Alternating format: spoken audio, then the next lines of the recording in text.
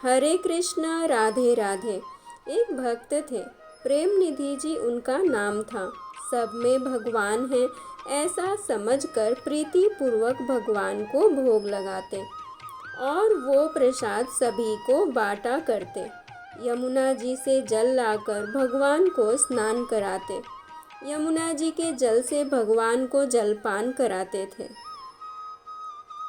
एक दिन सुबह सुबह बहुत जल्दी उठ गए। प्रेम निधि जी के मन में आया कि सुबह सुबह जल पर किसी पापी की निगुरे आदमी की नज़र पड़ने से पहले मैं भगवान के लिए जल भर कर लेके आता हूँ। ऐसा सोचा। ब्रह्म मुहूर्त में रात्रि के समय चले गए, लेकिन रास्ता दिख नहीं रहा था। इतने में एक लड़का मशाल लेकर आ गया और आगे चलने लगा। प्रेम निधि जी ने सोचा कि ये लड़का भी उधर ही चल रहा है। ये बालक जा रहा है इस दिशा में, यमुना जी हैं, तो इसके पीछे पीछे मशाल का फ़ायदा उठाकर मैं भी भगवान के लिए जल भरकर लेकर आता हूँ।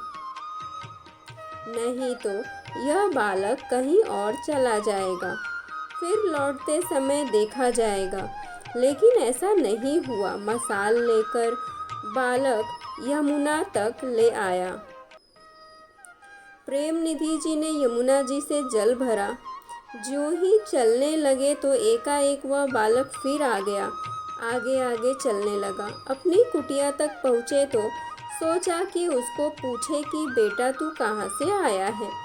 तो इतने में देखा कि वह लड़का अंतर्ध्यान हो गया। प्रेम निधि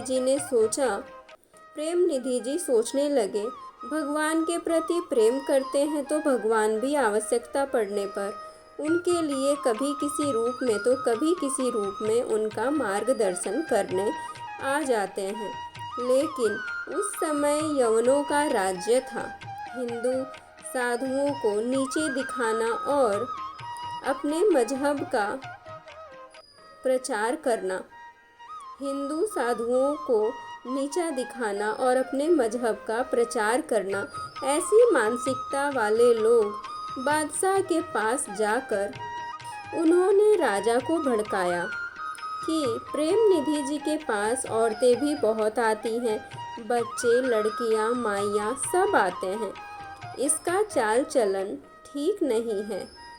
प्रेम निधि जी का प्रभाव बढ़ता हुआ देखकर मुल्ला मौलवियों ने, राजा के पिट्ठुओं ने राजा को भड़काया।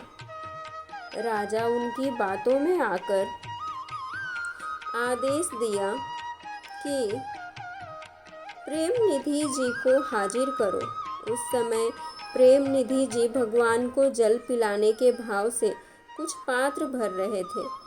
सिपाहियों ने कहा, चलो बादशाह सलामत बुला रहे हैं, चलो जल्दी करो।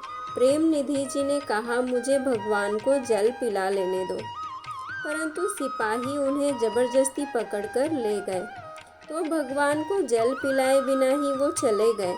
अब उनके मन में निरंतर यही खटक रहा था कि भगवान को भोग तो लगाया लेकिन जल तो नहीं पिलाया। ऐसा उनके मन में चल रहा था कि राजा के पास तो ले आए। राजा ने पूछा, तुम क्यों सभी को आने देते हो? प्रेम निधि जी बोले, सभी के रूप में मेरा परमात्मा है। किसी भी रूप में माई हो, भाई हो, बच्चे हो, जो भी सत्संग में आता है तो उनका पाप नाश हो जाता है, बुद्धि शुद्ध होती है, मन पवित्र होता है, सबका भला होता है। इसीलिए मैं सबको आने देता हूँ सत्संग में। कोई सन्यासी नहीं हूँ कि स्त्रियों को नहीं आने दूँ। मेरा तो गृहस्थी जीवन है। भले ही मैं गृहस्थ हूँ, भगवान के आश्रय में रहता हूँ, परंतु फिर भी गृहस्थ परंपरा में ही तो मैं जी रहा हूँ। बादशाह ने कहा कि तुम्हारी बात तो सच्ची लगती है, लेकिन तुम काफिर हो। जब तक तुम सही हो, तुम्हारा सही परिचय नहीं मिल जाता, तब तक तुमको जेल की कोठरी में बंद करने की इजाज़त देते हैं। बंद कर दो इसको। भक्त माल में कथा आगे कहती है कि प्रेम निधि जी तो जेल में बंद हो गए, लेकिन मन से जो आदमी गिरा है वो ही जेल में दुखी होता है।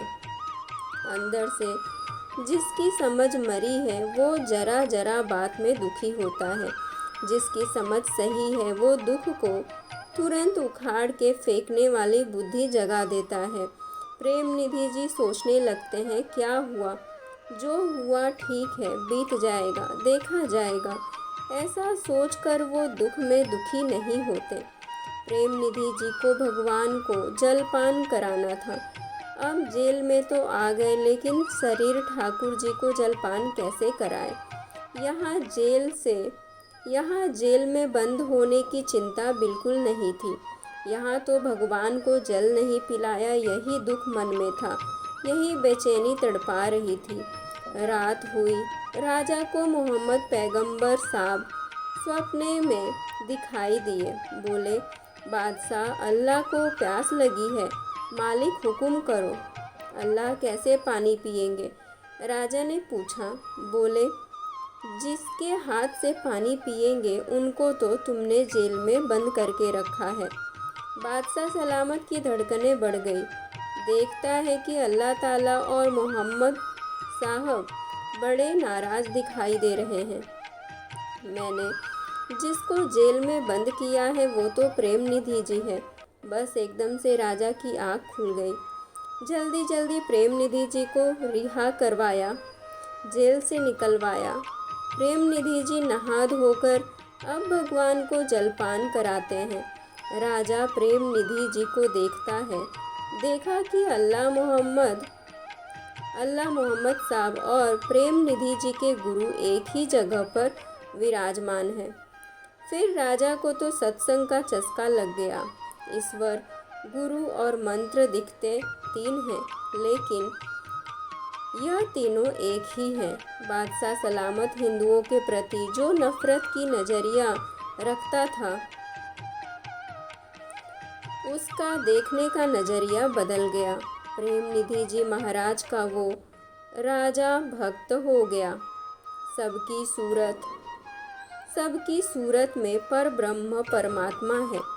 राजा साहब प्रेम निधि जी महाराज को कुछ देते, ये ले लो, वो ले लो, तो प्रेम निधि जी महाराज बोलते हैं, हमें तो भगवान की रसमयी, आनंदमयी, ज्ञानमयी भक्ति चाहिए और कुछ भी नहीं।